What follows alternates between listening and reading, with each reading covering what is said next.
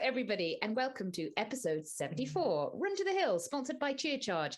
If you want to fuel your adventure with real food made with real ingredients and real people, then head over to www.chiacharge.co.uk. I have just finished one, so there might be a little bit, I might check my teeth in Zoom as we're talking. I had such a big training day last week. I had 4 Chia Charge bars in one day.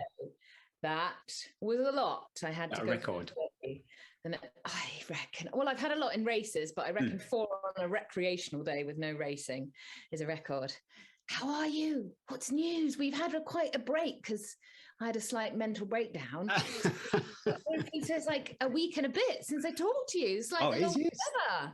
Thursday, so I've got a busy day today. You've got to get at work. You've got to work, as Brittany says. Imagine if you worked on a newspaper and news happened. Gary, I couldn't because I'd be like, can't make the deadline. Too busy.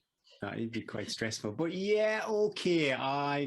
Last week I felt I had a bit of training fatigue. I was really not looking forward to hard workouts. I think it's probably safe to say. Suck it up, princess. Suck it up, yeah. But so what I did again, the bike is really good for this. It's great that I did my classic 2 times 15 minutes on that. It never seems as bad on the bike. It never seems as onerous, does it? Yeah. It was good. Why. And that's quite, and because my FTP, is that what it is? The threshold? Functional threshold power. Maybe just Google that because every episode you keep going about, I don't know what it is. So educate yourself. Okay? But it's getting the numbers are going higher. So the workouts are getting. Whenever my clients question like numbers, I'm like, as long as they're going up, don't worry too much. When they start going down, we have a bit of rest, So as long as the numbers are going up, you're doing great. The next one, because literally I've got an hour to. That's the wicked thing with Rift. It just goes, have you got an hour to spare? So you just go, you then it beasts you. I mean, some of those workouts and they start and I'm like, I can't hold this. It's just a warm up. Yeah. Well, 15 minutes is a long way. I think the next one up is the 2 times 20 minutes, which that's going to be interesting. So we did that. And I didn't do another. I did actually. No, I tell you, I did do a midweek long run, which was good. But I didn't do my 200s and 400s, and I didn't do my other session.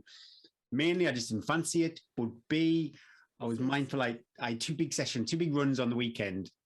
Okay. And I think I mentioned to you before. I don't like increasing too much at once. So I thought, well, the miles, or not so much the miles. Maybe the time on feet would be a lot more than normal. So maybe don't do maybe the keep an eye on those numbers. You want them going up, but not too quick. Aaron, my friend, was doing the Lakeland 100 recce, so he was going from Ambleside to Coniston. So I jumped in with him, and I did a Fairfield horseshoe loop on the Saturday evening. And then on Sunday, we did the espresso round, which is like a short. And they have the George Fisher Tea round, which is the big one, 30 miles, I think. But then they also have a shorter Cat Bells.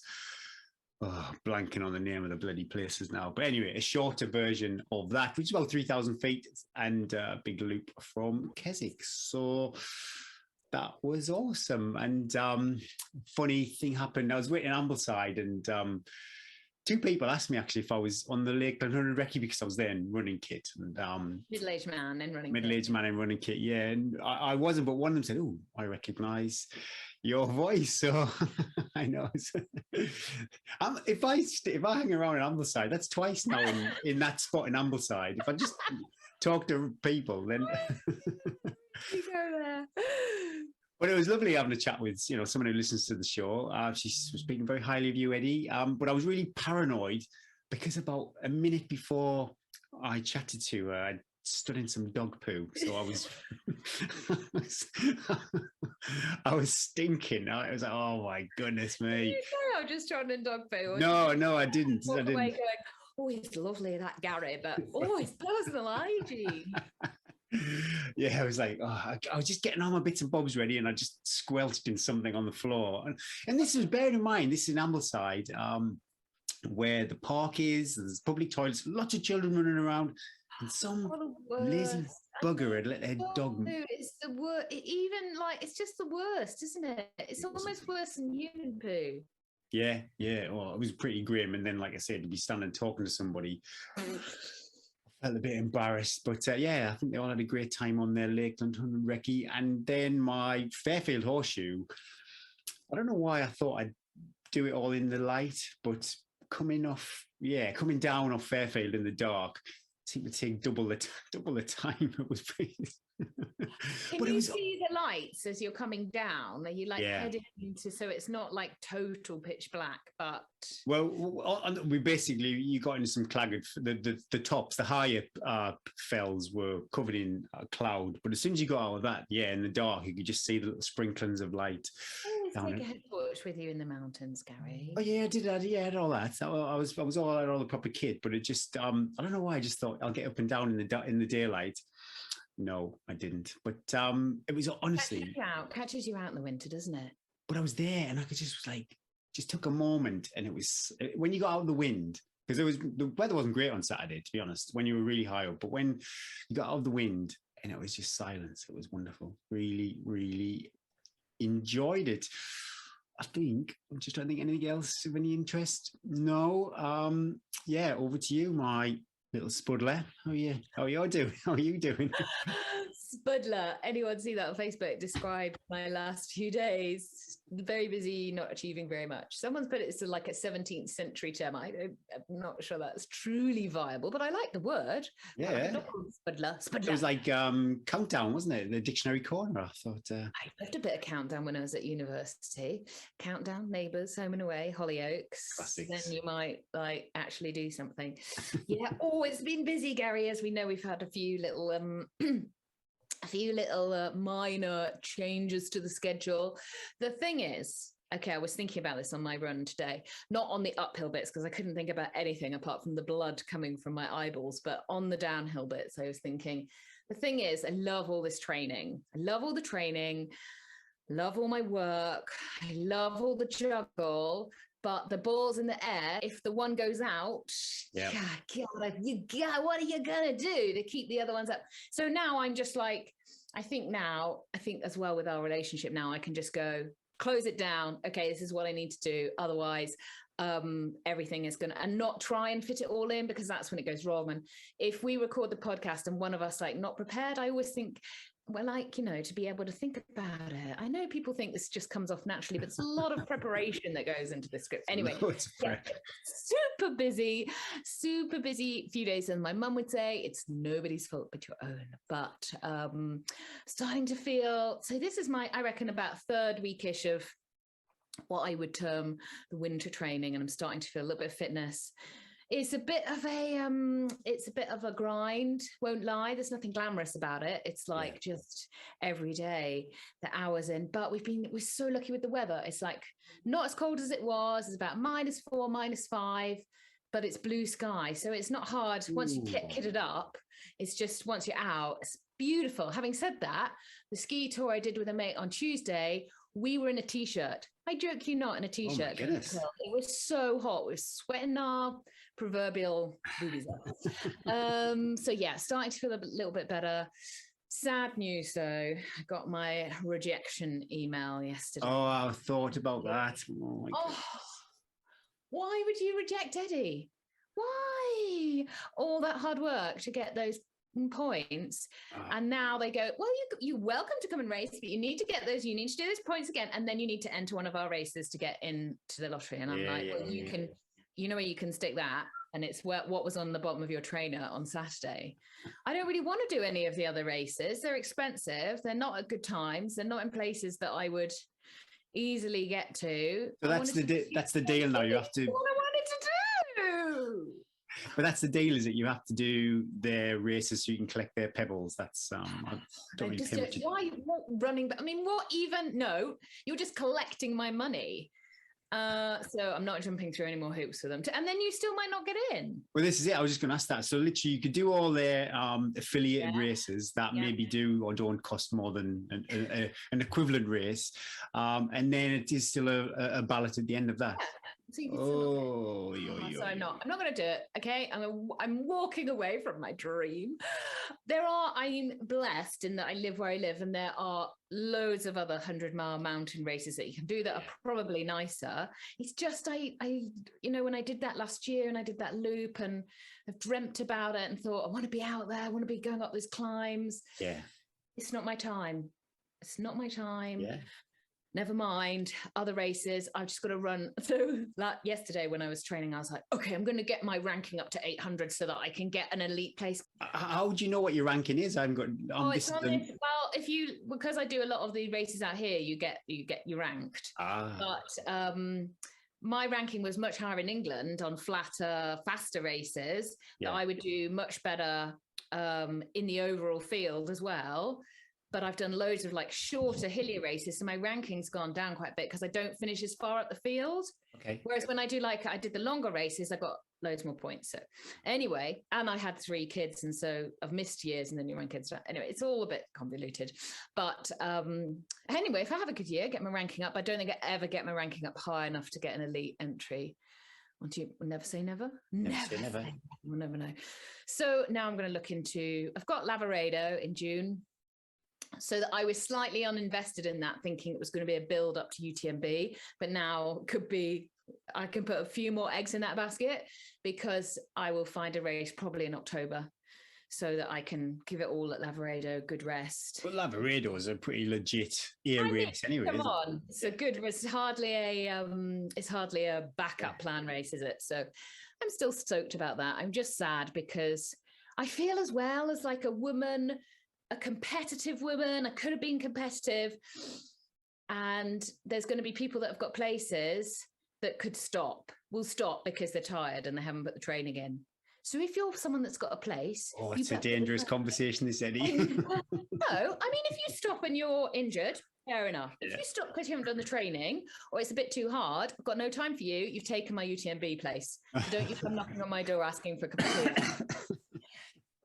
Don't edit that out, Gary. That's fine. That could go public. You've got UTMB place. You finish it for me. Anyway, UTMB Vancouver. If you've got a place, enjoy it. Yeah, it's funny. It's with the podcast. Normally, I'd see people's if they got into the Ballot for London or Great North Run, but this year I've had a lot of UTMB exposure. It's been great, or sad, depending on how. Anyway, not giving them any more exposure on our international podcast. That's it. No more advertising for UTMB. Yeah. Okay, other people have been doing races that they got into and they didn't have to pay a lot of money because those are the sort of races that we like. Elsie Davis, who we had on the show, can't remember the episode number, but about 10 episodes ago, she is training. She's going to do the Golden World Trail Series this year. And she was over in Gran Canaria and she was second at the Galeotia Trail Race. She was actually then promoted to first because the girl that won didn't have her ID card on her. Kit check. An ID card? I've never seen that on, apart from when I've been traversing countries. Anyway, she was very, very gracious, saying, I didn't serve first place, but great start to the season. She's been out there training. We're looking forward to following her this season. What did you find, Gary? Well, I was just going to say, actually, first, she's got some great new swagger with a North Face.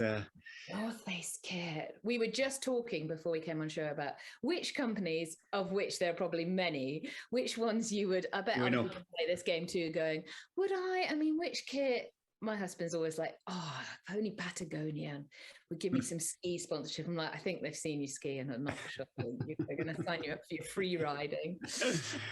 Winchester Off-Road Half Marathon. I don't know anything about this race, but it's off-road. It's a half marathon, and it's a result I could find. So it fit the criteria, and Jack Oates took the win there in 1 hour 18 and 33 seconds.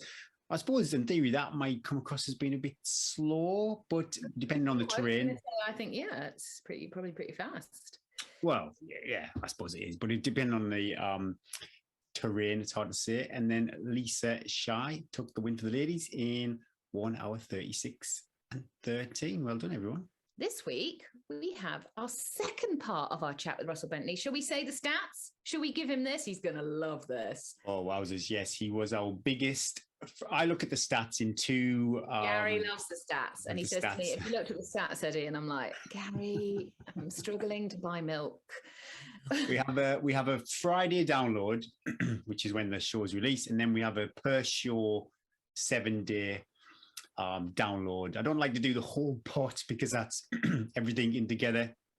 But yes, Russell, you're very popular. Over 600 downloads last Friday, which is up on the average, and 900 and something so far for the week, which that must put us in the top 2% now, Eddie, of podcasts. So yeah, I don't know if we're getting better or.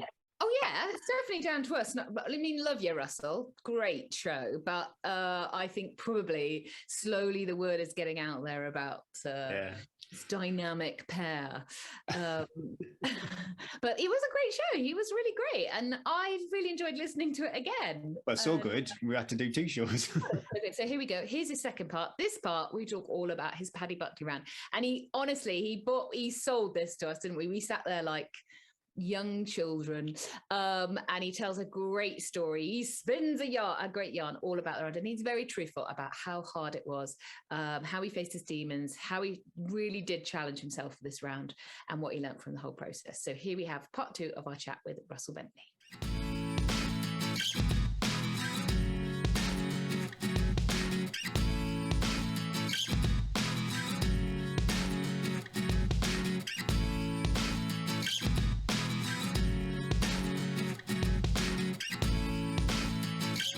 Right then, should we talk about the Paddy Buckley Round? I love to know stats, Russell.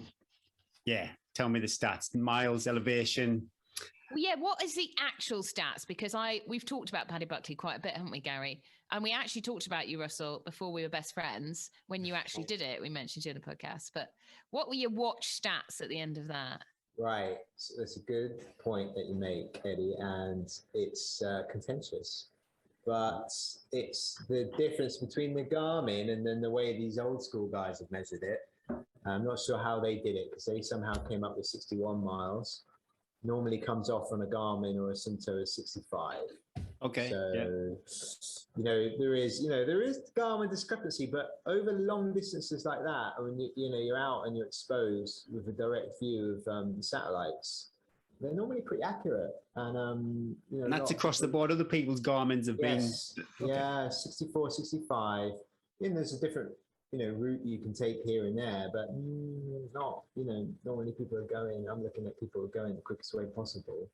So if I round it down to 64, but I would say it's safely over 61. That's 64 miles, and those miles count at the end. You feel those miles. Yeah. Garmin's and Suntos and these GPS watches are definitely less good at measuring elevation, but that's pretty easy to do with OS maps. So it's about 28,000 feet. Okay. I think, yeah. That's it's pretty much Bob Graham round, isn't it, really? They're not a million miles away. A little bit more, I think. Yeah. Tiny bit more, might be, I don't know. Everyone says Paddy's harder. I don't know. I could possibly comment. What's it like to move around the Paddy? So I got to be honest with you, I've come from a running background, and I did actually meet Damien Hoare out here when he was training for UTMB last year, and we met in a cafe, and he was saying, it's great for him because he's come from a walking background.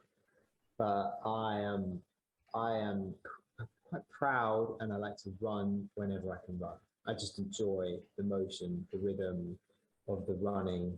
And if I can run anything, any part of it, I will run it. So my dream is, Gary, to be able to run the whole thing one day. But there are definitely parts you can't run. There's a scramble over Triven that's, if you were going to run it, it would be very risky. I know people that have, but when you're taking into what I like to think about is if you take a 1 in 100 chance that you're going to fall, right? Yeah. And when you make a jump, it's a 1 in 100 chance you're going to fall, and you do 100 of those in the rounds, you're probably going to fall, So I'm always taking the least risk and the easiest way over rounds like that, whereas perhaps I'm sort of risk I wouldn't. But it's runnable. It's really runnable, and I feel like the lines that I take, I try and make sure it's as runnable as possible. So there's a bit in the Canedai it's not runnable. It's a scramble, and you've probably experienced this yourself. Sometimes when you have to scramble, you move the energy systems around, you know, Yeah. And so it gives you a rest as well. So you're still working hard, but you are getting a rest off the legs. So yeah, the Paddy, you know, there's certain road sections and there's a lot of hills that aren't too steep, you know, that you definitely get running on. For me, in the winter, I hit a wall, as I always seem to do, and so I ended up walking anyway. But that was because I was forced to, not because I wanted to. Could you talk us around your round? The winter Paddy Buckley, I first did it last year, December 2020, so that's actually a year and a bit. And I wasn't out and out going for the record. Actually, what happened was I'd been going for the summer record with a lockdown, and in a recce, I pulled a big rock onto my knee and bashed my knee, and it prevented me from finishing the summer round. I kept trying to pull out with a knee injury. And then the winter, I didn't want to do the winter because I'm scared of the dark, legitimately scared of the dark. I just get freaked out by all that black. I start to put like horror movies in place of where the blackness is, and things are chasing me, and it's all going on. Wow. And I get very scared very quickly. Yeah, and so I didn't want to do it. And then a good friend of mine, a good mountain runner called Chris Smith, he actually died in late summer on a simple mountain run. You know, he's off on holiday in Scotland. Yeah. And I don't know if you heard, and just the nicest, most beautiful guy. And it really shook me up. And, you know, it sounds kind of counterintuitive. A friend of yours dies in the mountains. Why would you then go out to the mountains? But it just woke me up to just how short and fragile and quick life is and how quickly it could be over. And I was like, I've got this adventure at my doorstep. I'm fit and healthy. I'm like, you know what? I'm going to just go for it. And I hope that that's something he might be proud of. And then I managed to raise a bit of money for the foundation that his wife set up. So that was a really positive experience. But I didn't get the record. What happened on that round was the whiteout came in at night. And I just got this white coming back to me on the head source. And that's awful.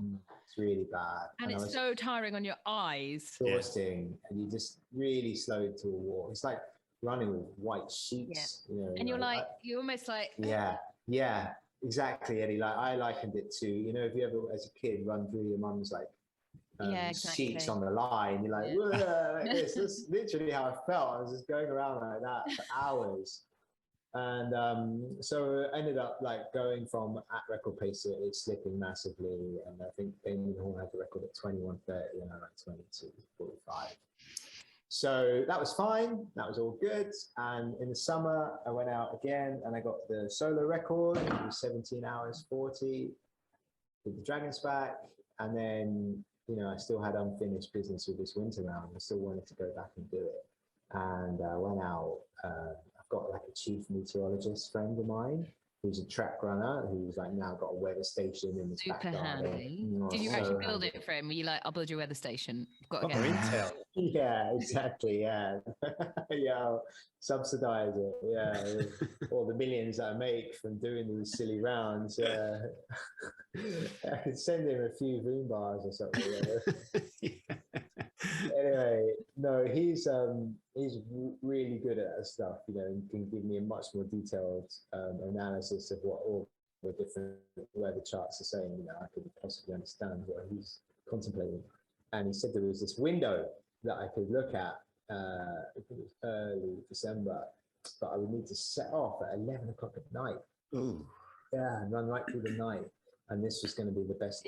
And that's primetime ghoulie time when they come out at like midnight. All those baddies. They're going to find you. It's going to be midnight. I was scared. It was really, really weird for me. Yeah, like, and then what to do during the day, you know, like it's trying to hang around all day, knowing you've got this big thing coming up at 11. So it was a weird experience. And I went out at 11 and I was going for solo unsupported, and the weather window, it just didn't transpire. Like it just got bad quickly. And I was going over the most remote leg to start with, because I had this tactic where I wanted to get sunlight for these two ridges, Sherwin and Vancouver Ridge. I wanted sunlight on those. And so it meant I had to start further back on this bad leg. And the hail came down first, you know, to get me proper soaked and freezing. And then that turned into driving snow. And I was out in the middle of nowhere, you know, it was the longest leg, 20 miles. And there was not, you know, at the point that I was at, there was no bailout point, you know, so I had to just finish this leg. And I got freezing cold very quickly. And because I couldn't see anything, I had to walk. And it was a disaster. I got down to the road section and I'd done 20 miles of the 60. I was done. This is not even, it's something I need to think about. I'm so done from freezing cold. I'm like, you know, verging on hypothermia. This is over. And so I canned it. And I was feeling pretty demoralized. You know, my mum and dad had come, as the poor guys, you know, they're just tortured by me doing these things. Like, they worry about their little boy still, you know, 40 running around having these adventures, but they still care. And they came and they were there at the drop off at the road section, and they took me back home, and I was just lying in bed. I think it was like 10 in the morning, you know, because I'd run through the night. Nina taking me to school, fortunately, so I could just rest. My mum came in and she just gave me a little pep talk, you know, it's like, yeah, you failed, but you tried.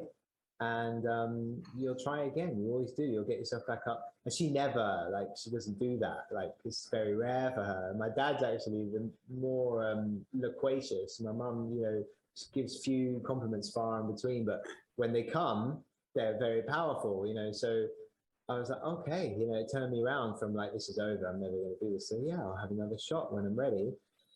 And this beautiful weather window came out of nowhere. A few weeks later. That wasn't your same friend though, giving you the intel. I was going to say, how did it go? How was that first WhatsApp chat with your mate? We had a little Send discussion some weather about emojis. That. Yeah, there were a few arguments about what the weather actually was like. You know, he was like, "Oh, it wasn't that bad. I was watching." And I was like, "It was that bad." And why don't you go up there and see how bad it is for yourself? Yeah, that went on. We made up though. Yeah, we kissed and made up, and then this weather that came in was absolutely perfect. It's just a few weeks later, it was a completely different world, and I could not have had better weather for the attempt that I made. I was going to go on a Friday, and then this guy, John Kelly, who you might have heard of, he's just dropped me a line to let me know he was going to go for the Sunday. And I was like, oh, well, you know, if you're going on Sunday, I'd had this idea that they'd actually talked about, John Kelly and Damien Hall, about doing the Spine FKT together and setting off at different starting points and doing it at the same time. And I was like, well, why don't we both do the Paddy Buckley together? And I'll go around anti-clockwise because I'm difficult like that. I like being really contrary. And you can go clockwise. And you both started at the same point and just went, oh, that's this great. Is the thing. Yeah, he's the first person to get back to the start again. Yeah. And he was up for it, you know, fair play to him, because he had different agendas. Like, he wanted to finish all 3 rounds in the midweek. That's right, yeah. Winter. Whereas I was just going out, for, you know, I was out for the FKT. And he ended up actually dropping out 40 miles, and I didn't know really much what was going on. And we missed each other, you know, at halfway when we would have crossed. We were unlucky, and then we crossed in the woods when there were different ways to go through the woods, so we didn't see each other. But I moved it to Sunday, but the weather held. It was stunning weather. It was a glorious day. It was absolutely an incredible experience. You know, I definitely had some issues that I had to deal with, and it got very serious for me. But during the day, you know, I've never had a better experience. Is there a formal start and finish? I know with Buckley Round, it's Moot Hall, and that is that. With the Paddy, yeah, is it the same thing, or can you jump in anywhere? You can jump in literally anywhere. Yeah, so it's a point of convenience that you find works best for you. It used to be that Capel Curig was the preferred place. Now it seems to be more Llanberis. Yeah. But with John Kelly, he wanted to go Capel Curig, and it wasn't actually where I would have preferred to start. But you know, I was thinking great opportunity, and actually, Capel Curig worked out well for me because I go anti-clockwise, and I feel like most of that way is better for me. There is one mountain that's really problematic when you go anti-clockwise, and it's called Pen Clwch, which means slippery head of the witch. Oh. And running down it, if you're going clockwise, it's lovely downhill run. When you're running up it, it's it's a nightmare because it just ramps up slowly, but it's boggy as well. So I don't know if you've run up boggy uphill mountain, you're just exhausted straight away. It's tiring. You know, you can't get a good foothold. Yeah. You slip in, sliding, you just feel messy. You just end up, you know, knee deep in a bog. And it's just like that almost the whole way up, only, you know, it gets deeper. But that meant, starting in Capital, that I ran up that hill first. Cool. And what actually happened was, in the summer, I really got to know that mountain because I knew it was a weak point for me. So I was just going to do reps up it. And I got like the Strava segment on it. And, you know, I made it my friend. That must mean you're amazing. Well, I mean, obviously I'm amazing. It goes without saying, but thank you for saying it anyway.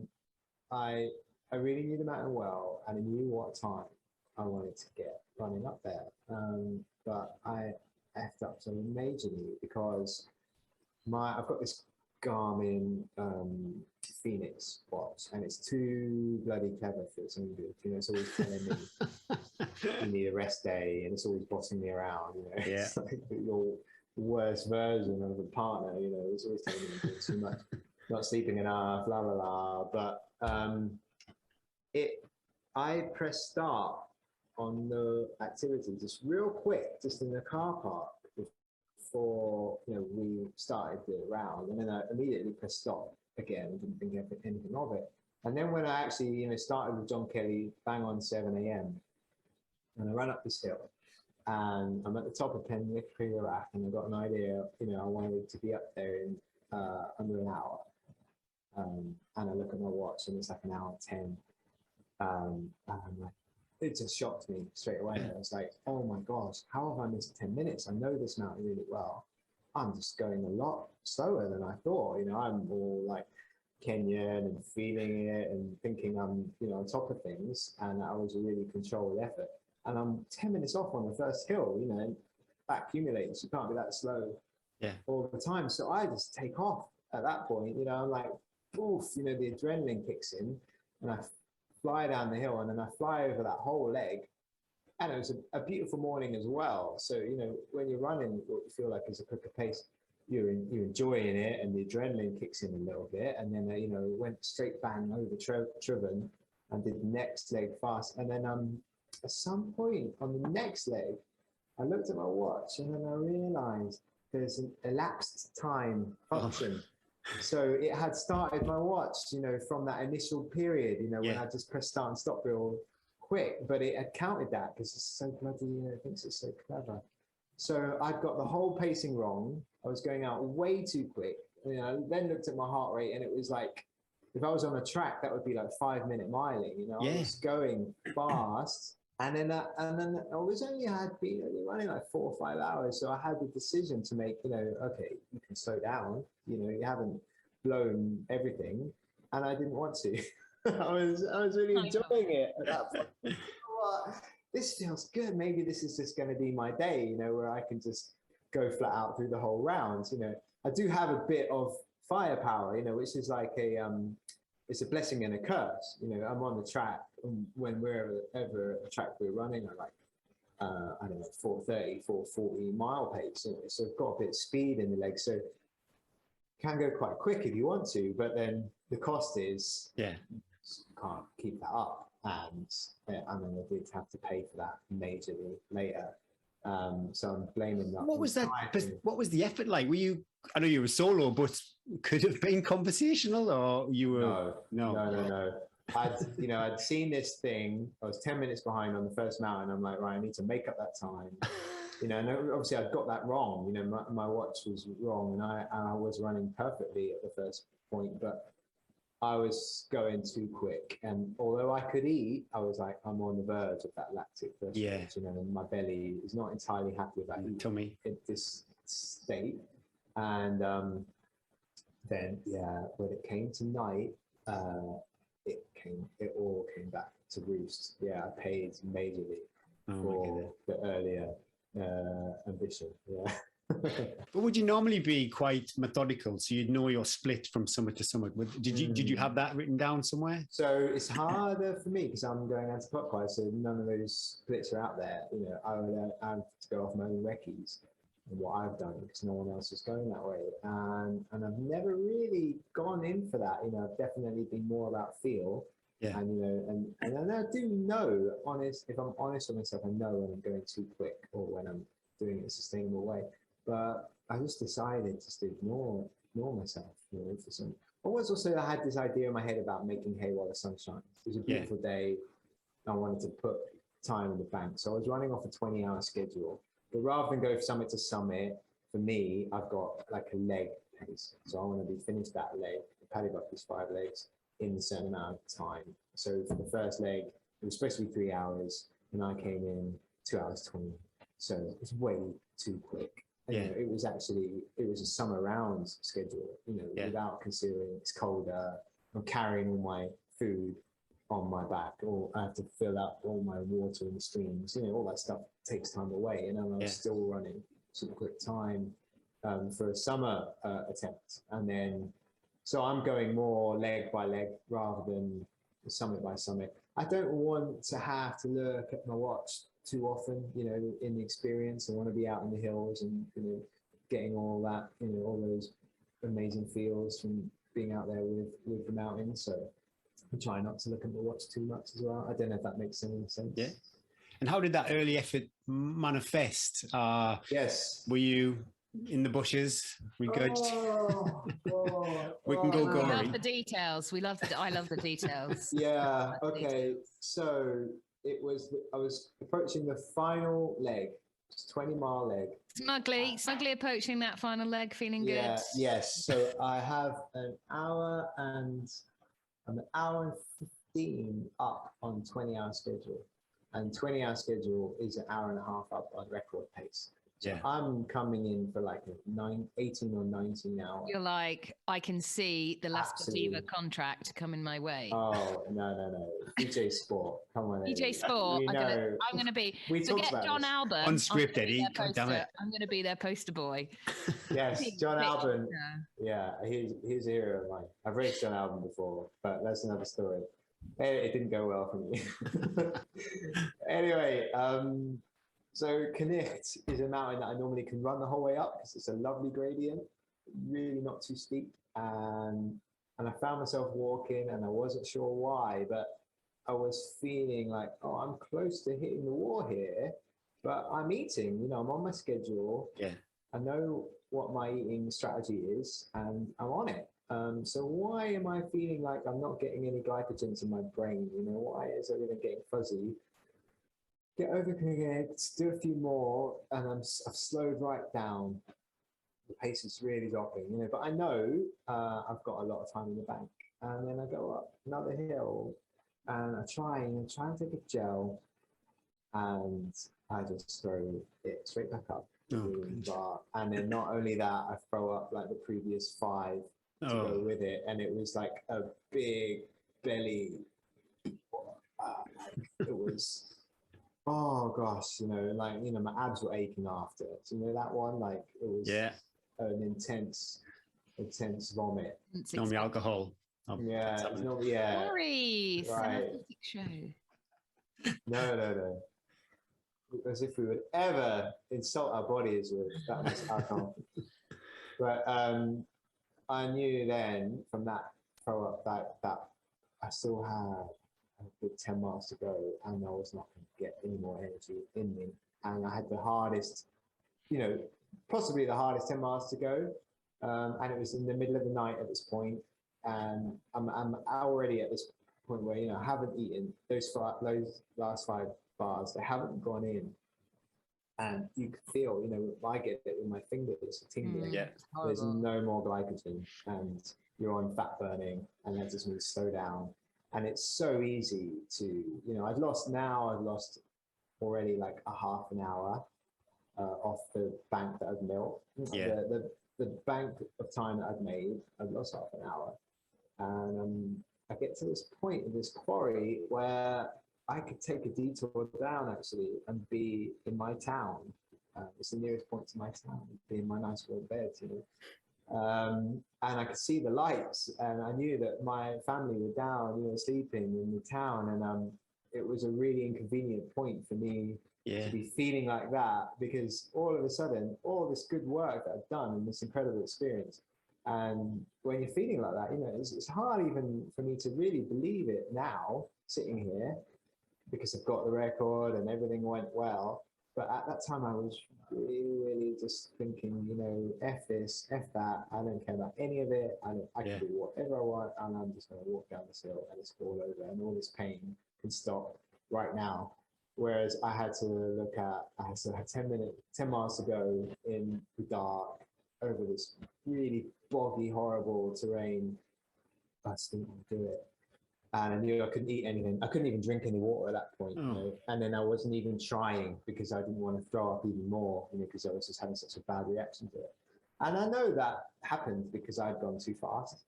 You know, I had just pushed my body too hard. Your belly is part of your body. You can't just blame it on some external factor. It was my belly, and I had been force feeding it when I was running too quickly. And there wasn't, you know, apparently the blood comes out of your stomach and starts to feed your lungs. And so I've been hammering my poor stomach. So from that point on, it was literally just trying to do one summit at a time. I had to slow right down, because you very easily twist an ankle, and then you know, you're hobbling, and you slow down to the point where I could have lost the record completely. And it just went to like really basic, just trying to get from one summit to the next summit. Just promise myself, like, just do one more, it's all you need to do is get to one more. There is two, before the round, I had all these process goals where I was thinking, you know, in between summits, I'm going to try and run these times, you know, just to completely contradict myself from what I was saying to you earlier. I don't like to set that goal, but I did have a few in there where I was like, oh, if I could get up this mountain in this time, that would be nice. So I wanted to run up Children in under half an hour. A few things like that. And there's these two summits that are really close together, and I've run between them in 2 minutes before. I was like, oh, it'd be great if I could break 2 minutes in between those two summits. And that was a process goal that I had. And in this effort, it took me 7.5 minutes to get from one to the other.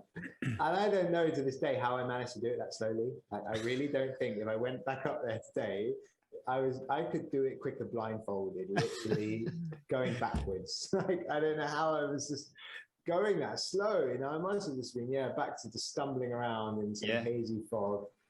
So it went slowly. The last leg, I lost all that time that I'd banked and then some. And it was at the, you know, but it was at the decision point, you know, where I could have gone down to the town. So what I didn't say was earlier in the year, I had actually started training for a road marathon, and it was lockdown. And I was having that awful time with kids and the homeschooling, and it was dark. But I'd had that previous lockdown number 1, where I wasn't doing any running, and I was getting really depressed. So I was like, right, this lockdown, I'm going to train through it no matter what. And I picked this marathon called the Wrexham Marathon. You know, if you've never been to Wrexham, then you're okay. You don't need to. I don't need to say any more about that. But it's not, you know, I didn't pick it because it was Gary's favourite marathon. And the destination event, was it? It's not, you know, it's around the industrial estate as well. So, you know, it's not even Wrexham. And I just trained hard for that marathon. I got up at 5:30 every morning, and I was on this treadmill in the dark by myself, and I was pushing hard. And the reason I'm telling you is it's not me just having a pity party. I went through 3 months of that. And I was running 100 miles a week, and then I was homeschooling the kids, and we had to go out in the rain every day because I had to walk them like a dog. Like dogs, They need that energy expended. And it was like every day, and I'm a really sociable guy, and I like running with people, and there was none of that. It was just me, and there was a lot of time on the treadmill, and I was, you know, suffering, but I brought it on myself. You know, it was different to the first lockdown. I was in control of it. And I was getting fit from it, and I was working hard, and then I started to just push it a bit more. So it was 110, 20, up to 140 miles a week. I was feeling really fit. Yeah. Yeah, with all, you know, the homeschooling, which is the hardest thing, like harder than being a builder and running 100 miles a week, you know, which I've done. This is hard. I can see, you know, it's just like constant, daddy, what's your favorite dinosaur? You know, for God's sake, you know, I don't know. Whoa, is it a herbivore or omnivore? And then I threw my boy on his bunk bed, on the top bunk, you know, and if you think about that, it's like it's kind of a twist and a lean and a back and a forward. And it wasn't like throwing a bag of cement where you set yourself, you know, and you think about it. I just had done it. And next morning, I couldn't walk, put my back out. And I just reached 40 years old. And this is the first time I'd ever hurt my back. And it was so bad. Like I could not walk, you know, for 3 weeks. And I went to see a physio and he was really good. But I'd never had a problem like that where it just didn't budge. And I missed the race. The whole race was gone. And then all that fitness and all that pain and all that dark treadmill running, you know, I just saw it just disappearing in front of my eyes. And I was, let's say I was disappointed about that, you know. I thought the world owed me a favor and I was angry. And then so when my back could get better, I went and tried the Paddy Buckley Round again. And I was just expecting all that fitness to be there because it should be there because I deserved it to be there. And it was gone, you know, I was not fit enough. I lost it all. I felt like I lost like a morning for all that work I put in, you know, and a lot of it, you know, was harder than I could even conceive. Like I remember this 8-mile run I did this afternoon on the treadmill and I just couldn't do it anymore. So I had to convince myself that I work out in this outbuilding and there's a door into my house and I convinced myself the door was locked until the treadmill reached 8 miles. It had to be 8 miles. And I was like, I don't care if I have to sleep on this treadmill tonight. This run is getting done. And, you know, this pace got so slow and it was embarrassing and I was going so slowly and I was like crying and I was like, how can this be so hard? And I couldn't imagine finishing it, but I finished it and I got into the house and I had my cold beer on the sofa and I didn't even tell my wife I did an 8-mile run and it was really hard. There's not much more to say. I got to this quarry with 10 miles to go and it felt like standing in front of a cash machine and saying, I need all the money. I need to take everything out. And all that training that I thought had disappeared into the ether. I remember Eddie saying it's training the mentals as well. It's, you know, something in me decided, you know, you're not done yet. Your year's not over. I'd let go of all the ambition that, you know, of the marathon. And I was like, I'm going to have to accept that training for what it was. You know, it taught me to deal with adversity and it taught me, I came off my social media a lot more after that. And I was like accepting it for that, but it was still there. Yeah. It was like that pain and suffering that I'd gone through. You put energy out into the universe. And somehow it does come back and it just, you know, I had enough money, I had enough invested in that year that I managed to get, your check didn't bounce. Exactly. And that was how I really felt. Like I managed to withdraw all that effort somewhere. It wasn't what I expected. It wasn't what I thought it was going to be. And I thought it was going to be a fast road marathon and it ended up being something entirely different. But it did come back to me and I was so relieved. I was just so thankful. And I got to the end and all it was, you know, I had all these ideas, like I was going to do this dance that I could do and I was going to be singing songs. And it was something very different. I was just relieved and it was over. And but I was so thankful the year had ended the way it had, you know, just before Christmas I'd managed to get this FKT that I'd wanted so badly for a few years.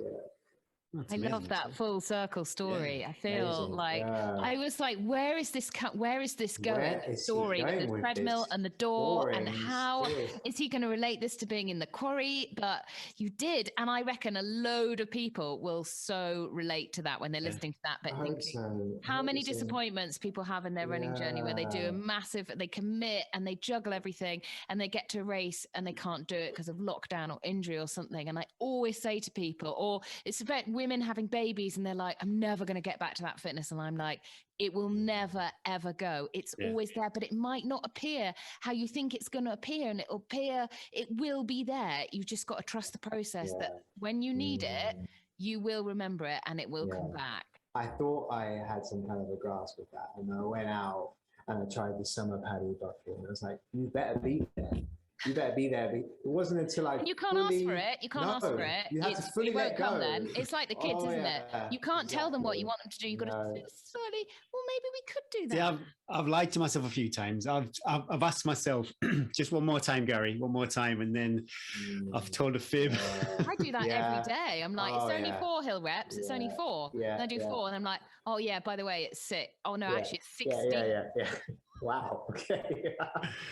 I don't know if I want to ask this, but do you think, because of the last, say, 10 miles, do you think you'll go and try and break your record, or maybe wait for somebody else to break your record and then try and break their record?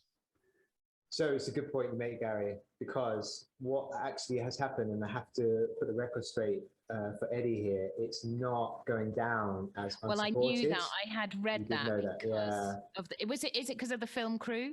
Yes. So initially, I wasn't too bothered about FKT because they're American. So we don't care. Who are they? Who are they? Who even are you? You know, but FRA, I am bothered about. You know, there's a lot of history there. A lot of people that I respect in that organization, and they're like the official UK governing body. And I got an email, from the head honcho. I'm not going to mention names. But he stipulated what would be acceptable for it to be unsupported, and then to have a camera crew. And then we fulfilled that, and the camera crew went by that to the letter. But unfortunately for me, they then had a discussion and decided, no, it's going to have to be supported. I was disappointed, and I did make that clear, and that's all fine now, because I know for me that having done it solo unsupported, it didn't make it a better event. So for loads of reasons, like the feeling of just being self-sufficient that whole way round, without needing anyone or anything, is a thrill. And it's not something anybody can do. I've built a lot of experience. So when it's something that is quite unique and not everybody's out there doing it, it does feel better. I didn't need to meet my dad at road sections and stuff like that. So then you don't even break it up into road sections. You just think more about just being out in the hills the whole time. And even though they decided to classify it as supported, I know for me, and Nina knows, this is always the most important thing, I wasn't getting any help from anyone. And so that's fine. So I've made my peace with that. But if I had have done it supported, it would have been a lot quicker. If I had had that help at the road sections. I don't think I ever would have done it accompanied. I would have always wanted to do it solo. I just get that spiritual journey that I only find personally that I can get doing it solo. And I'm a really sociable person. I like people, but something about being out in the mountains, being out in nature for that amount of time, for the whole day, seeing the day go from morning to day, seeing the sun come up, the moon. You just get this spiritual journey going on that I just don't know if I would get if I was running with people.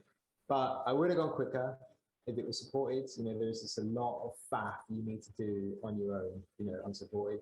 And then also, I could have probably taken better care of my nutrition. So I think somebody could go quicker. Somebody could go considerably quicker. But then I've got those memories, I'm rich in those memories right now. And so that's okay. I don't know if I will go back and do it again. I'm not sure. I suffered after that. I had this idea that Christmas was just going to be this incredible. Do you know what? I did, that was my next question was going to go, how was your Christmas? Did Nina love you over Christmas? Was your energy up there? Were you like... No, Nina did not love me after Christmas. No, poor Nina. That's poor the thing. Nina, Honestly, what a ledge. Honestly, she is, because I don't know. At the end of Christmas, I was like, please don't leave me. I'm so sorry. I will get better. But it's so hard when you've done these massive things. I mean, and I think it's not realistic, and we don't post enough on social media, but we see the loveliness, but the couple of weeks after, we are just a disaster, and we're useless, and we're just Yeah.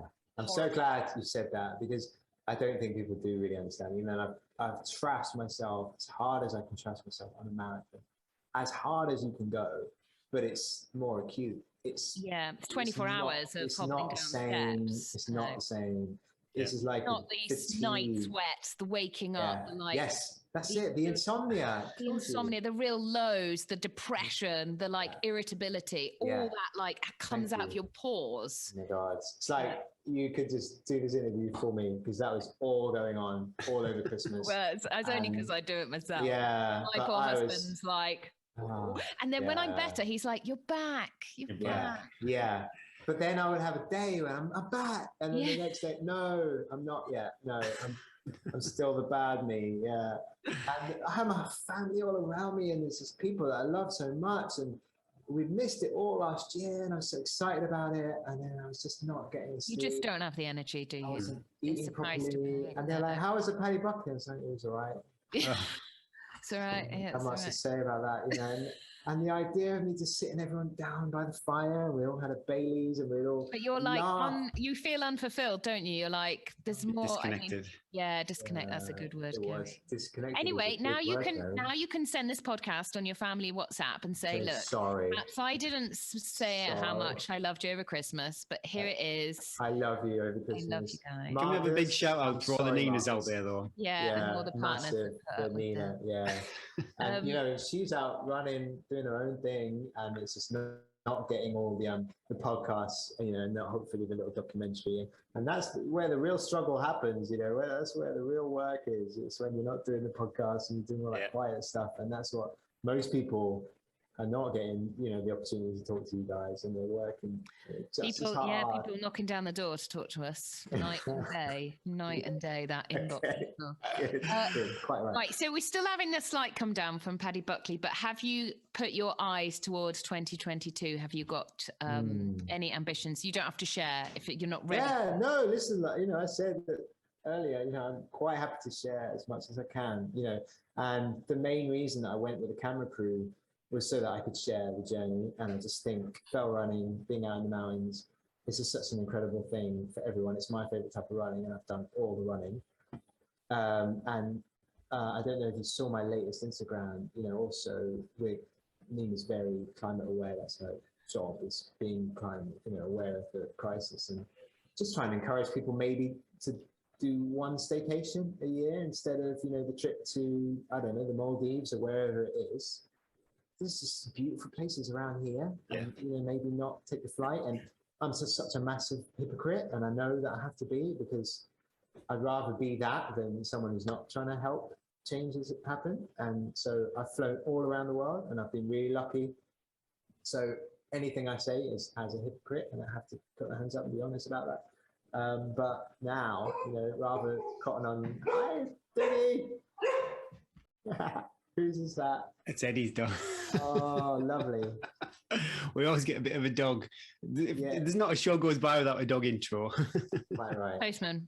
It's highlight the dog day. Oh, yeah. They're like, you come to see us again with those brown packages? Are they full of dog biscuits? No, they're never full of dog biscuits. And I'm going to check. I'm going to check. I'm going to check. Sorry, carry on. No problem. No, it's fine. Yeah, I love dogs. We're a dog family.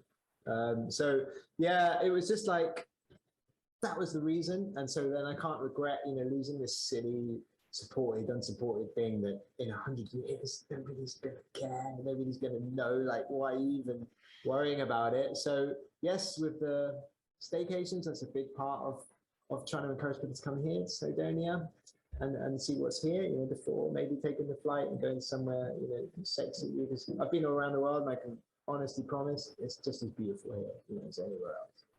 So with the goals for 2022, in lockdown 2021, I managed to go and get myself like a fully qualified coach. And it's not that I necessarily think that you need to be a qualified coach to coach people, but I'm also coaching kids now, and I can definitely see why it'd be a good idea to be qualified before we coach kids, just to give parents that peace of mind that, you know, you're not going to ruin them, you're going to exhaust them, you know, when they're young. And so I did that, and I'm growing a squad that I'm really passionate about.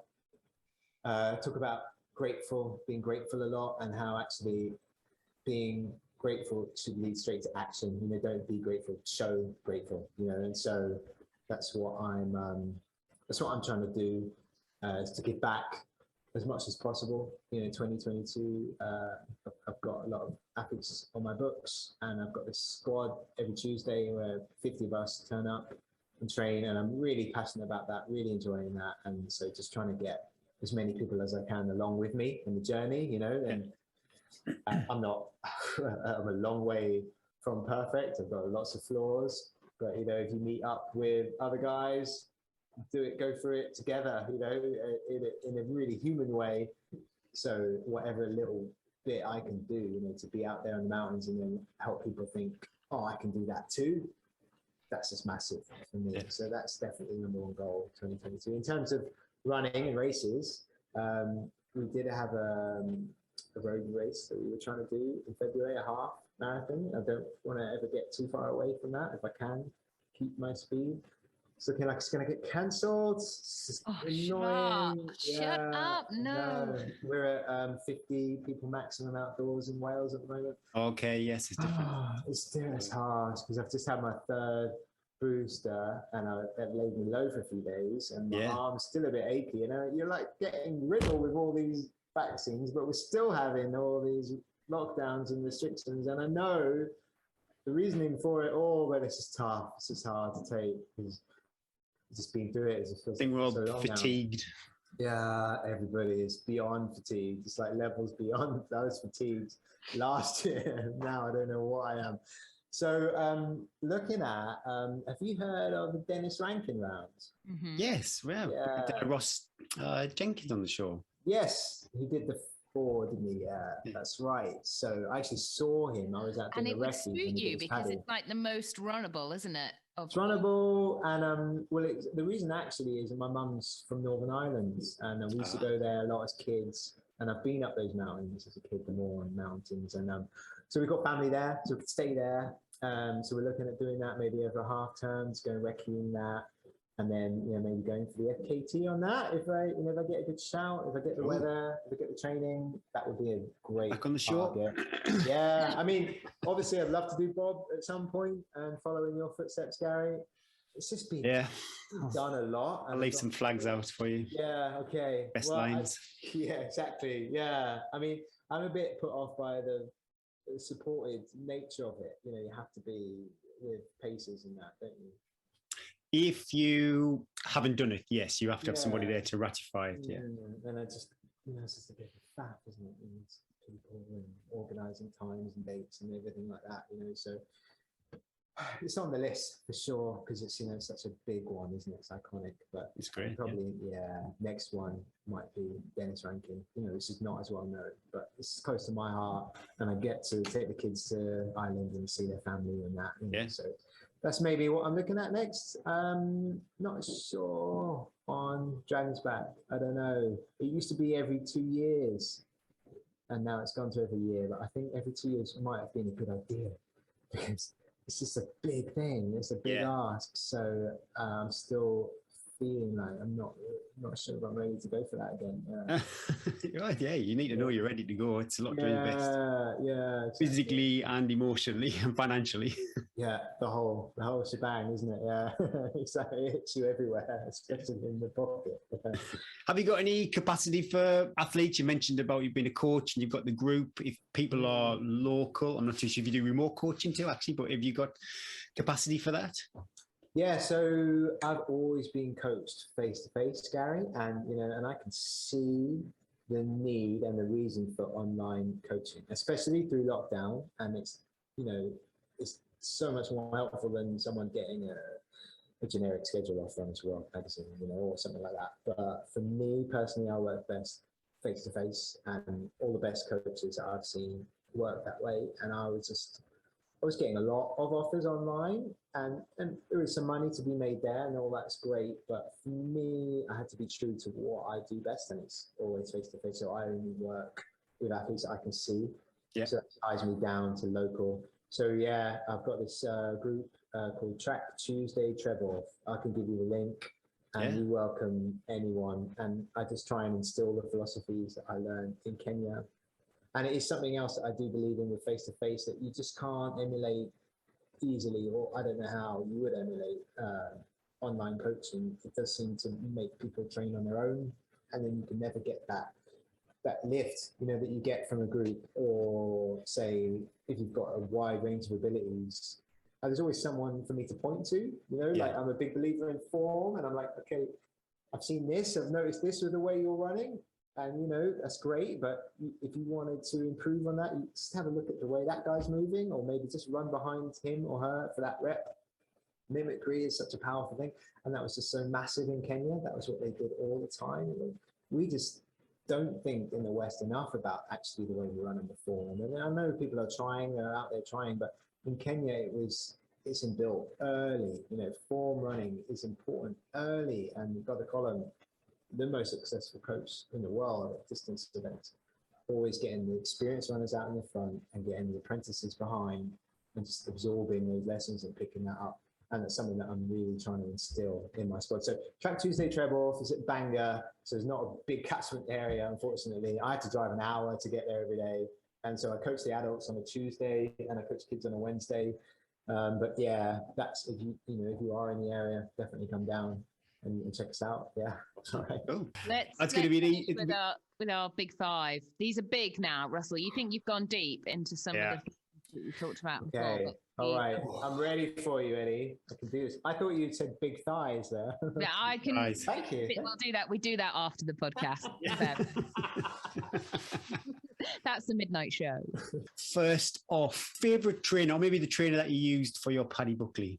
The VJ Sport iRock, and it is the best shoe on the planet for that. When it says the best grip on the planet, and they do send me free shoes now, disclaimer, but I bought them before I got free shoes.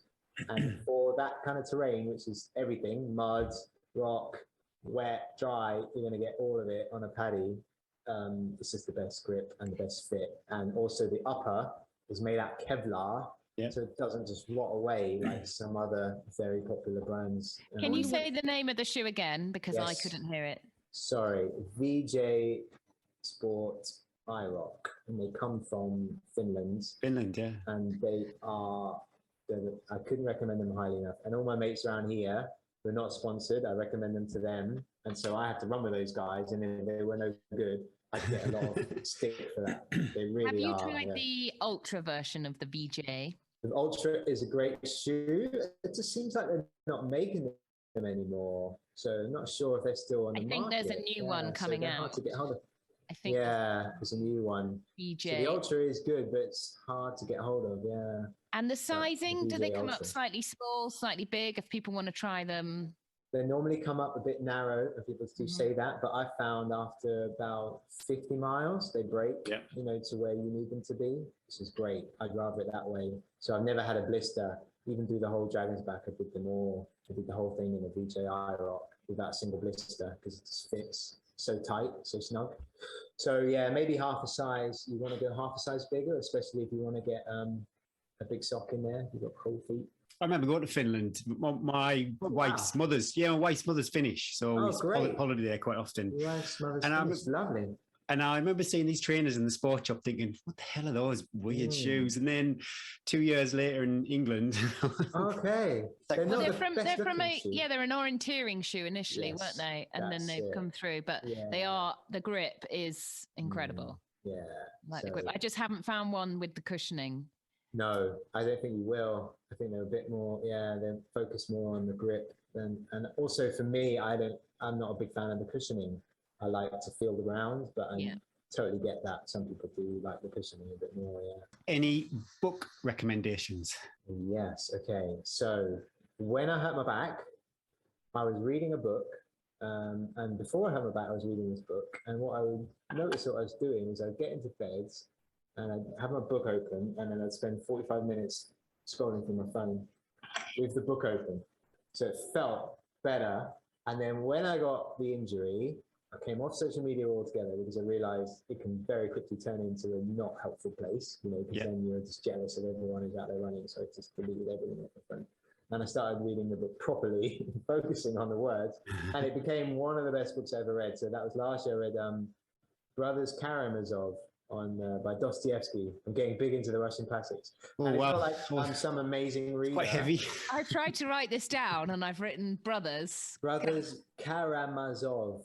So Russian has got its own alphabet. So, some people might spell it differently, but it's basically, you might as well just spell it phonetically, Karamazov. like a pizza. Calzone. Yeah, no, it's with a K. It's a K. Oh, it's a K. Karamazov. Oh, V. Okay. Karamazov. It's a brilliant book, and there are passages in there. They talk about people learning Russian so they can speak the Russian classics. You can understand. I was in tears. It was absolutely. It's crazy to say life-changing book. No, I agree. I love that. Yeah. Book. Yeah, it was amazing. It was one of the best books I've read in a while. Brothers Karamazov. And I now also realized scroll is so bad for your attention span.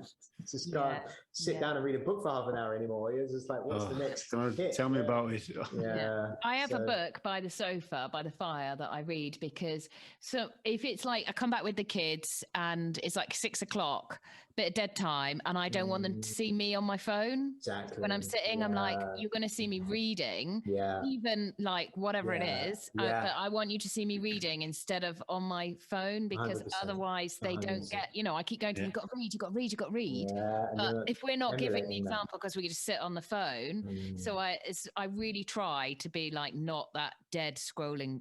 What do they call it? Doom scrolling, don't they? I've never heard of that. You're totally right, and I've noticed that the kids actually behave better. It sounds crazy.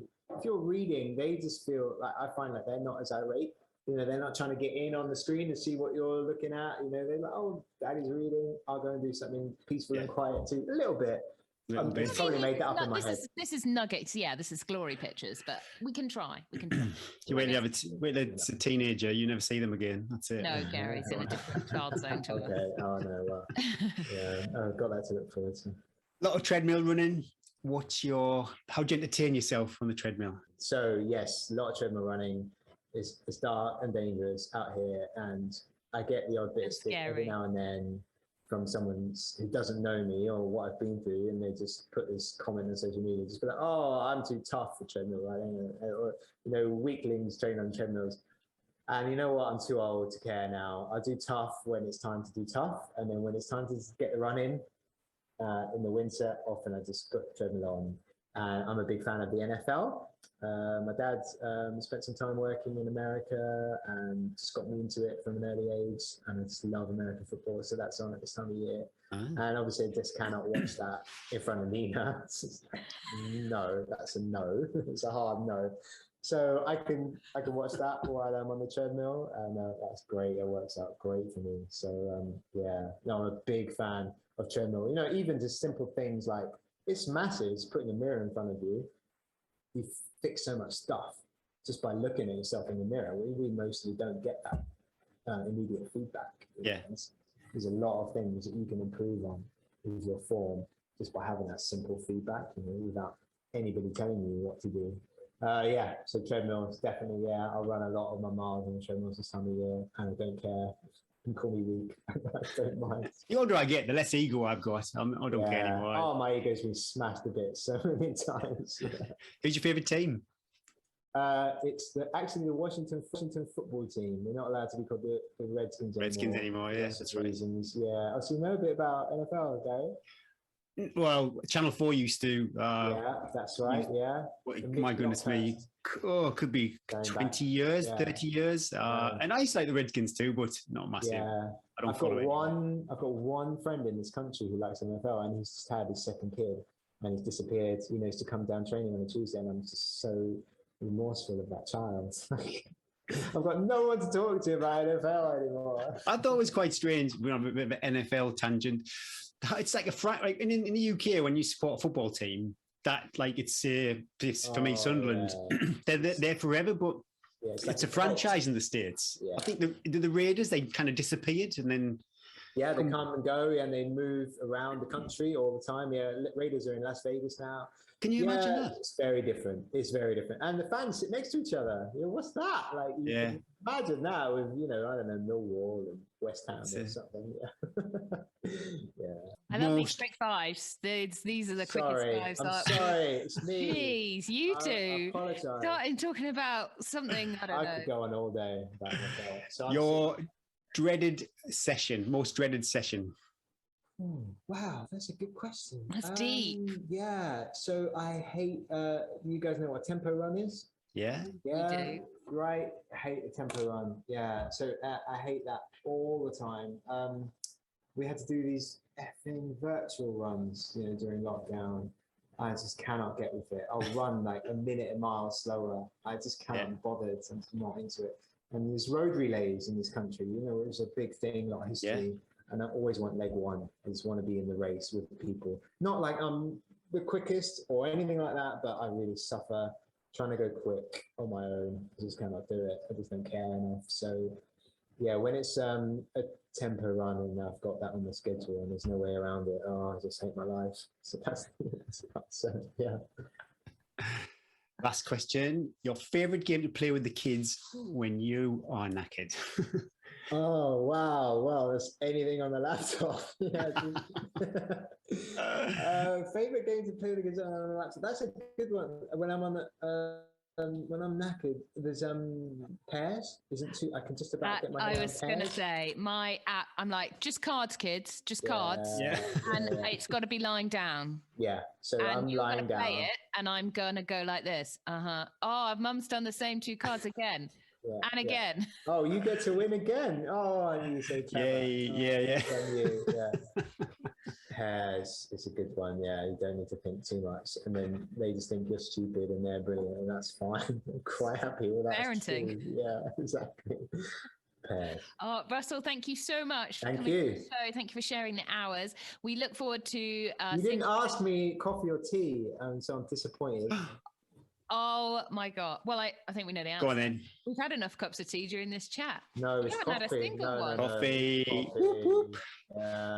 Look at Eddie's face. Lockdown, I did the whole cafetiere of coffee every morning. And now he's going to talk about it. Not only does he not drink tea, he's going to talk us through how he percolates his grains. I really want for work. I'm self-employed, so I've got a little workshop, and it's just me and my wife there. But I really want a percolator, so I could just have coffee. Oh yeah, coffee anyway. Yeah, it's when you have kids. I don't know how you go through a single day without coffee. So how anybody could be a tea drinker with children.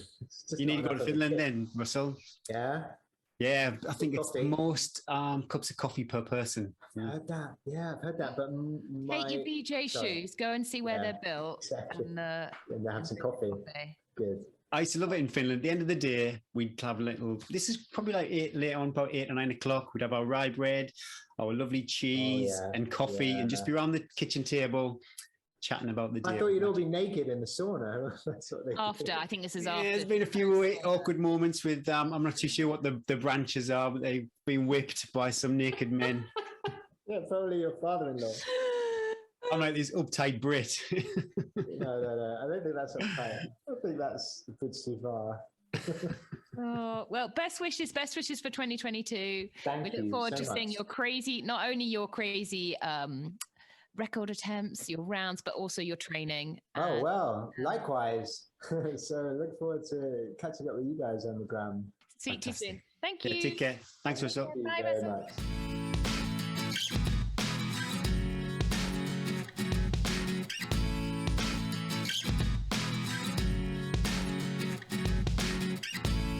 Oh, I love that, Eddie. All the kind of detail when we talk about these rounds and the races and the big, long time on feet. I just love all that. Did you enjoy that one? I loved it. I particularly like the bit where he is deep in the pain cave and things are not going so great and he's still got a long way to do. And he looks down at his house and he's like, it's just there.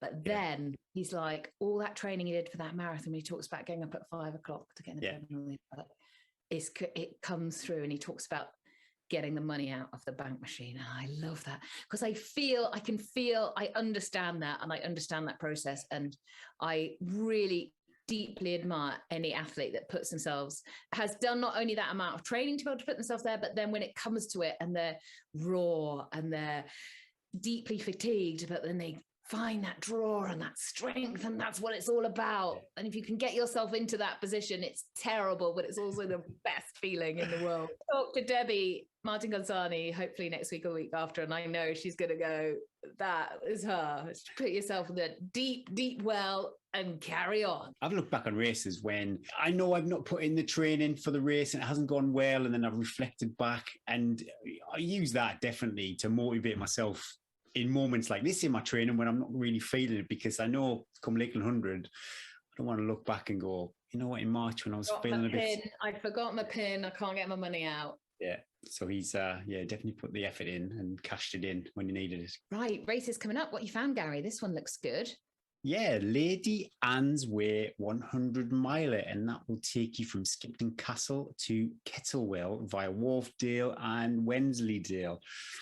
I raced the Wensleydale Wedge a few years ago, and that was awesome. 20 miles, classic long distance walking event, hot soup, home baked goods and stuff like that. Just saying, have some more of this stuff. Yeah. I love it. You know, you're a bit chilly and you come into some village hall and there's just steaming bowls of broth. But yeah, a good friend of mine, Anna Bridges, he's towing the line this weekend, and along with Paul Wilson too, another friend of mine. And best of luck, everybody who's towing the line this weekend. That would be, 100 miles in January. You've got to be brave entering a race like that. Well, talking about that, we've got Arc of Attrition, 150 miles coming up down in southwest Cornwall as well. Point-to-point coastal race, if you haven't heard of it. And it goes from Coverack to Portpown, sorry, my terrible pronunciation, around the entire southwest foot of Cornwall. So that is along the coastal path, a gorgeous route in the summer. In the winter, challenging in many ways. And it's also got quite a big distance between the checkpoints as well. You've got like 20 miles of being, which is a long time in a 100 miler, isn't it? Of being self-sufficient, and the dark and the terrain and the navigation. It's a true proper 100. I love it. And what are the climbs like? Is it, say a Lake District in the UK, you could have, say, a 5-mile climb. So they're short. I mean, they're not going to feel short. There's a lot of steps, and there's a lot of, it's a lot of relentless sort of like 200, 300 feet up, down. It all adds up. So best of luck if you're towing the line for one of those. Charge your head torch, keep eating one foot in front of the other. Oh, we've also got Pavel Palanci, and he's attempting a Winter Wainwright challenge. Is that this weekend, Gary? Yeah, pretty sure he's going off this weekend. As far as I'm aware, he mentioned in his post, he's doing the Poltini route. And I think it's actually the Steve Birkinshaw route, if I'm being picky about that. But best of luck to that. My goodness me, 100 miles not enough for you. Let's go and do the Wainwrights in the winter. I hope you've all packed your Chia Charge bars. Yeah, best of luck, everybody. Some big, big races there. Wow. Are you actually going to do some training next week, or are you going to be sandbagging it on Swift again? Well, I did do my 200s and 400s on Tuesday, so I'm going back in time a bit. But I did them with Neil, and it was real, honestly, proper working class workouts down the industrial estate in Horden. Not like no glamour at all in location, but we did it. We did 4 doing my maths again, 4 200s, 10 400s, and then 4 200s to finish off. Really big recovery, because we run 400 then jog back to the beginning, so you've got a real solid recovery. Do you find that almost harder when you're jogging back, because it's almost long enough to still what you're thinking about is the next try and go a bit slower? Yeah. But it's your mile, and we've mentioned this before. You think it's a mile pace, but even 400 meters at that pace is uncomfortable. Mm-mm. But it did, and like I mentioned earlier, I really got workout fatigue. I really didn't want to do it. I was procrastinating. Didn't want to do it when I was driving over there. I nearly said to Neil, "Should we just go for a run?" But he's super positive, Neil. So we did it, and as soon as I got going, I was fine, and I really appreciate it. Getting that first rep, and I always cheat myself by going first reps, just continued warm-ups, just build into it, like build. And then I kind of like, once I start, there's no way I'm stopping. Yeah. I had 6 by 8 minutes uphill to do this morning. And that's a big session to get your head around when you start. It's such a big volume session. So I was like, okay, so we're just going to treat this as 10 minutes, because 2 minutes recovery between, and I'm just going to build into it. I'm not going to go up. But of course, you kind of just end up doing them all at the same. If you start off, and this is where loads of people go wrong, if you just start off a bit more conservatively, you're going to enjoy the session more and you get more out of the back end of the session. But mentally as well, you're not then burnt everything. I think it's an old age thing too. Just can't go hard on that first. But 6-8, so my goodness me. So how much effort is that? It's like 48 minutes, isn't it? I couldn't work it. It's so funny. I was wondering, I was like, so how 8, 16, 24, 48. 158 to 160. How many minutes is this? But bread session that for me, uphill training. And I do find that easier almost than a flat 6 by 8 minutes, because you kind of just let the hill bring the heart rate up. It doesn't take much to get the heart rate. It doesn't take much, does it? You don't actually just get that heart rate up. First minute or so, just the heart rate goes up, and then you kind of just have to just keep the legs moving, and not trip over the dogs. Anyway, sorry, you haven't finished. What else you got? Oh yeah, I was just going to say I really appreciate Neil's company, because I'm not too sure I would have done it on my own. Hopefully this weekend, I'm thinking a 20 miler at the Moors, if I can get myself out of bed in the morning. And my plan is to go from the car park at the bottom of Rosary Topping all the way to Bloth Crossing and back. And what is good, when you get to a little village, anyone who's kind of Hardmoors territory, you hit a village called Kildale, and I think you've probably got about a 4-mile drag. I wouldn't say it's a hill, but a 4-mile climb up to Bloth. And like you say, you increase the percentage of the gradient, and it won't be too hard to get your heart rate elevated. So I'm thinking just take it easy, but then a nice 4-mile push up to Bloth and then head back. And I was just going to do, I just noticed this morning, I'm doing this YouTube video, trying to do a YouTube video for my run to Fairfield.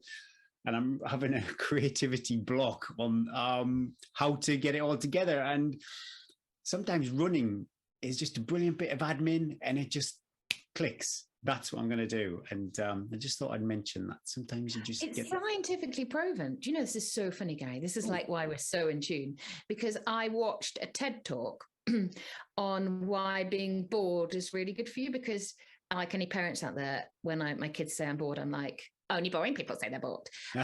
This is perfect. Find something to do. But being bored is a big part of being a kid, isn't it? Like, that's when you go and find something to do, and you either destroy something, you choose a sibling to pick at, or you actually do something, you create something. But anyway, it said when your brain goes into this plain zone, that's when it allows it to be, that's when you problem solve, that's when you are most creative, and that's what happens when you go running. I just got the clarity. It was brilliant. Struggling with it. I was faced with this dilemma with the video to try and make it interesting for 15 Do I play minutes. my heavy breathing? Do I play music? And it was just like, that's what I'm going to do. So really, anyone out there? I'm running in the morning too, because I find that when I'm running and then I'm like, oh, must message so-and-so. Oh, I wonder how so-and-so is doing. Whereas if you stay at home, there's too much. I need a pad though, because I'll probably forget by the time I get home. I only had one epiphany this morning on my run, so luckily I could remember it. It's a quick voice note. Oh yes, you could do that. Gary, remember, wash your pants. So what are you up to then? I've got one more key session to do this week, and I'm just going to try and keep it all together. So as I said earlier, it's my third week of my winter block, and I really believe, like last year when I did this big volume of January and February, I really felt the back end of my longer races that's where the strength was, like Russell talked about as well. Like that was where all that hours and hours of disgustingness, that's where it came through. And because I'm going to potentially do 2 big races this year, so I just got to suck it up and do the nitty gritty. It's not glamorous. It's not that much. It is fun, but it's also just a bit relentless. You get up, I've got to train like 2 or 3 hours a day. I've got to somehow fit that all in. I've got to work out how to do all that. It's not it's not going to be Instagrammable. There's nothing. I mean, I'll share this story with you. So yesterday, super busy, but I was like, how am I going to fit this training in? Okay, so the kids at one point were all doing something in this 2-hour slot. Anyway, so I got changed, but it meant that I finished literally as they finished. I had all my sweaty stuff on. It's like -8 or 9 by then. So I had to get changed before we went and got the others. So I just got in the van with my boys next to me, took all my clothes off, and I had my dry clothes to put on. And the boys were like, Mum, this is disgusting. What are you doing? I was like, look, this is real life, kids.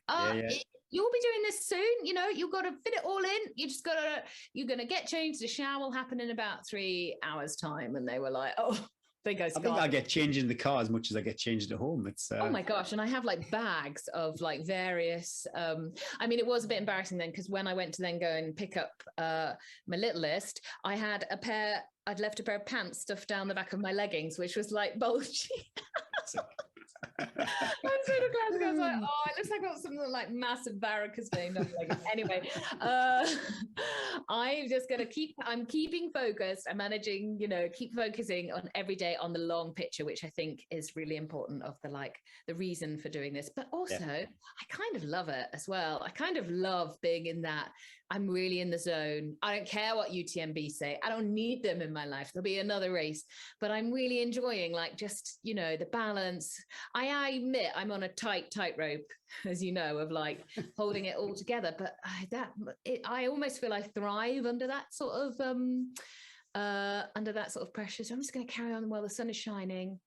I'm going to profit from this time. But I don't know what I'd do if I wasn't spinning plates every day of my life and fighting fires. If I was I'd reduced about 50% of my commitment. We often talk, Bryn and I talk about when we're retired and the kids have left us.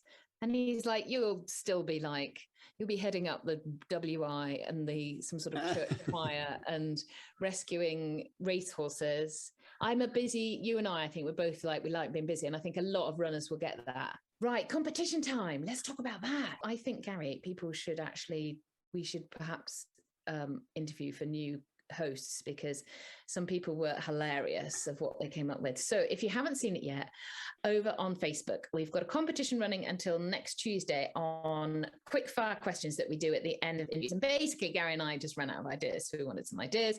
And in return, if yours get chosen, we're going to choose 2 winners. You get a Chia Charge goodies, and it's really worth entering because Tim's always super generous with the Chia Charge packs. You get you don't just get a bar. Hell no.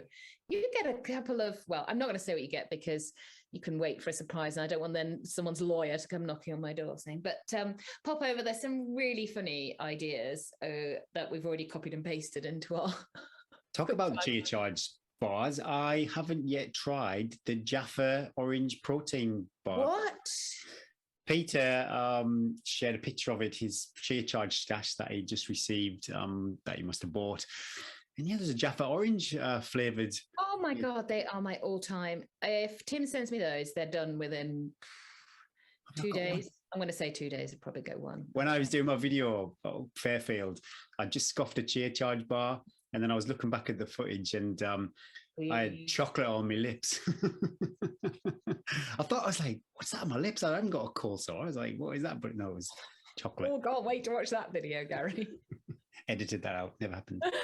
Right. Anyway, we digress, but pop over on Facebook, enter the competition. Think of, while you're out running, think of some good quick fire questions. Have you got a favourite one, Gary, so far? Can we do that yet, or will that spoil the competition? Oh, yeah, save it. We might sway the direction of the... Okay, save it. But if you need some ideas, go and have a look, or just enjoy reading people who are much more creative than me and Gary. If you are enjoying the show, please like, share, subscribe and follow. Subscribing to the show really is the best way for us to grow and be seen by like-minded people. Gary loves being recognised in Ambleside, so please keep sharing. I should move to Ambleside. It'll do my ego quite a lot of good. It is. I'll go back to it. It's wonderful when you meet somebody. So far, it's been positive. I've never had any. Gary, no. If anyone said anything to you, I'd come and find them, Gary. Some of that UTMB rage. I'm very happy they're probably a little bit, they'd probably be like, oh, Eddie, she doesn't half talk. She doesn't half talk. And it's slightly annoying bitch. I can get that, but nothing about our Gaza. Absolutely not. They were very flattering to both of us. It was lovely. Oh, wow. I've kind of lost my chain of thought now. You're going, that was episode 74. That was episode 74. Thanks for listening. Thanks for the 5-star reviews. And thanks again to Chia Charge for sponsoring the show. My name's Gary Thwaites. I'm Eddie Sutton. And let's run to the hills.